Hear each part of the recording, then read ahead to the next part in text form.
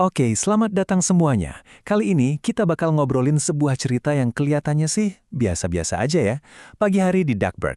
Tapi jangan salah, pagi ini bakal jadi awal dari petualangan gila yang mempertaruhkan waktu itu sendiri. Dan tentu aja di tengah-tengah kekacauan ini ada pahlawan kita, seekor bebek yang kita semua tahu betul kelakuannya.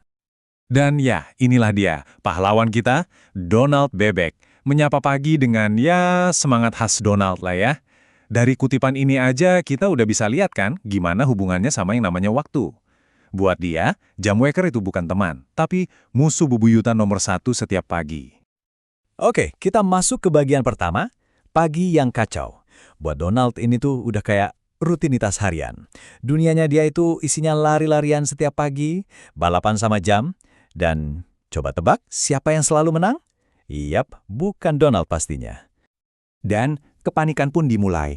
Coba deh bayangin, Donald loncat dari kasur, udah telat banget, bajunya kebalik, ponakan-ponakannya udah teriak-teriak dari luar. Rasanya kayak waktu sengaja lari lebih cepat cuma buat isengin dia. Ya, beginilah drama pagi hari di keluarga bebek. Nah, ini dia nih jeniusnya Donald kalau lagi kepepet. Udah panik, salah, tapi gengsinya itu loh, nomor satu. Dia nggak akan pernah mau ngaku salah. Jawaban cepatnya yang kocak ini nunjukin banget kan gimana dia selalu berusaha nyelamatin muka, meskipun situasinya, ya ampun udah jelas-jelas kacau balau. Tapi ternyata kekacauan pribadi Donald itu baru pemanasan loh. Soalnya di alun-alun kota ada masalah yang jauh lebih besar lagi yang udah nunggu. Ada sebuah penemuan baru yang super ambisius, dan penemuan inilah yang bakal mengubah segalanya. Siapa lagi kalau bukan Profesor Lang Linglung, si jenius nyentrik kebanggaan Duckburg. Dia dengan bangganya ngenalin ciptaan terbarunya, mesin buat sinkronisasi waktu. Kedengerannya keren banget kan? Tapi ya kita semua tahu lah ya, kalau udah urusan sama Profesor Lang Linglung, istilah sesuai rencana itu bisa jadi apa aja. Nah, disinilah firasat buruk mulai kerasa. Waktu sang profesor bilang penemuannya itu hampir sempurna, wah, itu lampu merah di kepala Donald, dan mungkin kepala kita juga, langsung nyala terang banget. Dalam dunia penemuan, kata hampir itu bahaya banget, serius. Dan, ya, inilah momennya. Udah nggak ada jalan buat mundur lagi. Donald langsung menyuarakan kepanikan kita semua. Pertanyaannya, yang panik ini jadi semacam percikan api terakhir sebelum ledakan besar yang bakal bikin waktu di seluruh kota jadi berantakan. Dan kejadian juga akhirnya. Duar! Ledakannya gede banget. Langit langsung ganti warna. Orang-orang di sekitar geraknya jadi aneh, kayak video rusak gitu. Maju, mundur, maju lagi. Ini bukan cuma mesin yang rusak guys. Ini realitas itu sendiri yang lagi hancur di depan mata mereka. Setelah ledakan dahsyat itu, semuanya jadi hening. Senyap total. Jam menara yang biasanya jadi ikon kota berhenti berdetak. Waktu di Duckburg resmi rusak. Pertanyaannya sekarang bukan lagi jam berapa ya, tapi waktu itu masih ada nggak sih? Oke, selamat datang di Duckburg versi baru. Duckburg tanpa waktu. Dunia di mana logika udah nggak berlaku dan kekacauan jadi hal yang biasa. Nah, dalam situasi kayak gini, kota ini butuh banget pahlawan. Ya, meskipun pahlawannya itu ogah-ogahan banget. Coba lihat deh, betapa absurdnya hidup tanpa waktu. Penjual roti ngucapin selamat pagi, pembelinya jawab selamat malam. Guru di sekolah bingung, udah ngajar apa belum? Ngobrol jadi nggak nyambung, semua aktivitas jadi aneh. Dan yang paling ironis, Donald, si biang kerok.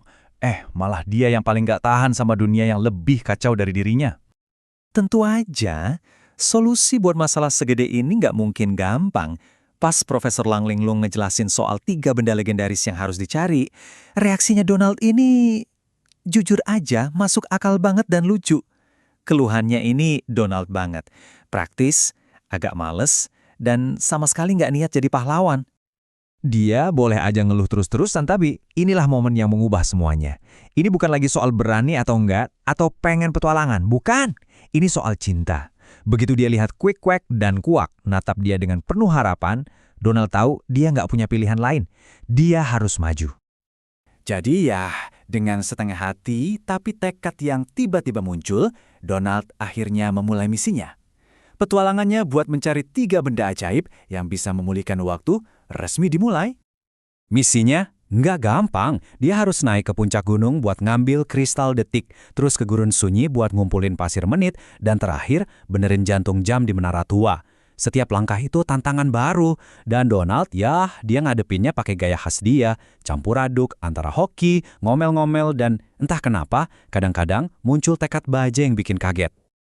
Nah, di gurun sunyi ini, Donald yang biasanya gerasa-gerusuk dipaksa belajar sesuatu yang paling susah buat dia, sabar. Dia akhirnya sadar kalau terburu-buru itu cuma bikin gagal terus, tapi kalau tenang, ternyata malah berhasil. Ini pelajaran penting banget yang benar-benar mengubah dia. Dan tentu saja, begitu dia berhasil, kita langsung dapat momen Donald yang klasik banget. Teriakannya yang super pede dan berlebihan. Kayaknya sih dia emang udah belajar soal kesabaran ya, tapi kalau soal rendah hati, mungkin itu buat petualangan selanjutnya aja kali ya.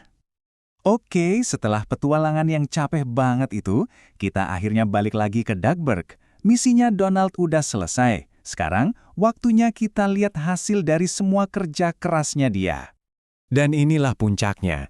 3 benda legendaris dipasang, mesinnya mulai nyala lagi, dan kemudian, dong! Suara jam menara yang dirindukan semua orang akhirnya kedengaran lagi. Seluruh kota langsung sorak-sorak. Waktu udah balik lagi ke Duckburg. Ketika ditanya, kenapa sih dia repot-repot ngelakuin semua ini? Jawabannya Donald itu simple banget, tapi dalam. Dia nggak berjuang buat jadi pahlawan. Dia berjuang karena dia akhirnya ngerti apa sih artinya waktu itu sebenarnya. Dan inilah inti dari semuanya. Petualangan gila ini ngajarin Donald dan juga kita kalau waktu itu bukan musuh yang harus kita lawan tiap lagi. Waktu itu ibarat kanvas kosong tempat kita ngelukis semua kenangan kita, tempat kita ngejalanin hidup yang berarti. Jadi, kisah Donald ini kan perjalanan dari yang tadinya benci banget sama waktu, sampai akhirnya dia paham betapa berharganya waktu itu. Nah, ini bikin kita jadi mikir juga kan, kalau kita sendiri gimana? Di tengah semua kesibukan kita, apa sih pelajaran paling berharga yang udah diajarin waktu ke diri kita masing-masing?